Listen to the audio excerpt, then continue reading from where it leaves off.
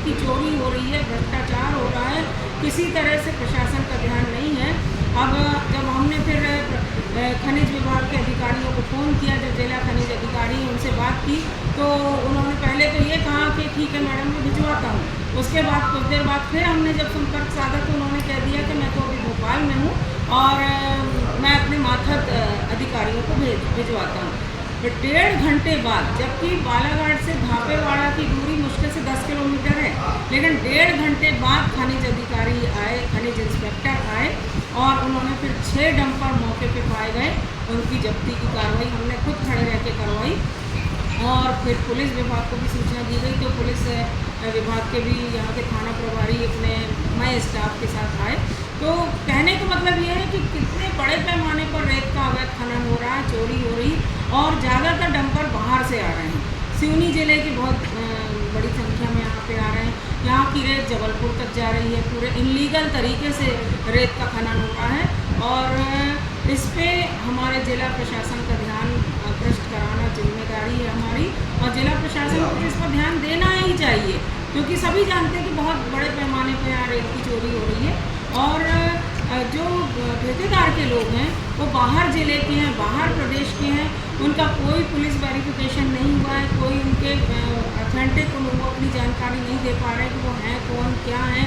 और मैंने कल भी कहा था, फिर आपके माध्यम से मैं कहना चाहती हूँ कि हमारा बालाघाट ज़िला 2 चीज़ों में हम कह सकते हैं, एक तो वन संपदा, खनिज संपदा और जल संपदा से भरपूर ज़िला है।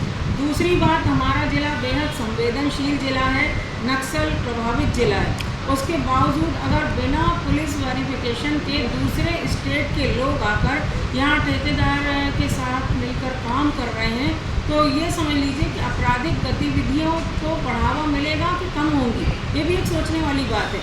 और फिर मैं आपके माध्यम से ध्यान आकृष्ट कराना चाहूँगी कि विगत 4 महीने पहले जिला कलेक्टर ने, जब घाटों का सीमांकन होना था, रेत घाटों का, तो उस समय हम लोग की 6 विधायकों की बैठक ली थी उन्होंने, और हमारी बैठक में पुलिस अधीक्षक भी थे मौजूद। तो तब ये बात आई थी कि भाई ठेकेदार के लोग बहुत बड़ी संख्या में बाहर के राज्यों से आते हैं, जिनको कोई पहचानता नहीं है, जानता नहीं, और कई बार मारपीट की और कई गंभीर घटनाएं होती रहती हैं। तो पुलिस अधीक्षक ने बोले कि हम लोगों को आश्वस्त किए थे कि हम बहुत जल्दी उनका पुलिस वेरिफिकेशन करवा के और बराबर नाम से उनकी पूरी जानकारी सूची आप लोगों को भी हम पहुंचाएंगे।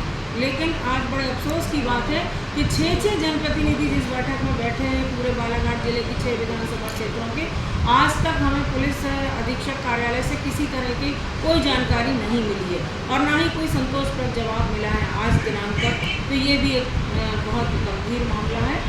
तो मैं तो यही कहूँगी कि अवैध रेत खनन जो है वो बंद होना चाहिए, और इसके लिए हम तो लड़ाई लड़ने को तैयार हैं, निरंतर तत्पर हैं, और हमारी शुरुआत हो चुकी है। और अभी तो ज़िले के अन्य जितने भी घाट हैं जहाँ पर भी अवैध खनन हो रहा है, उन सब पे रोकथाम लगाने के लिए हम जी तोड़ कोशिश करेंगे। एक तरफ खनिज अधिकारी कह रहे हैं कि आसपास जो डंप है, रेत जो डंप करके रखी गई है, बहुत बड़ी तादाद में रेत भी डंप कर की गई है। तो वहाँ पर हमने जब खनिज अधिकारी से जानकारी ली कि ये रेत के ढेर इतने सारे किस तरह से रखे हुए हैं, तो उनका कहना था डंप तो है, लेकिन ये हम लोगों ने इसकी जब्ती बना ली है।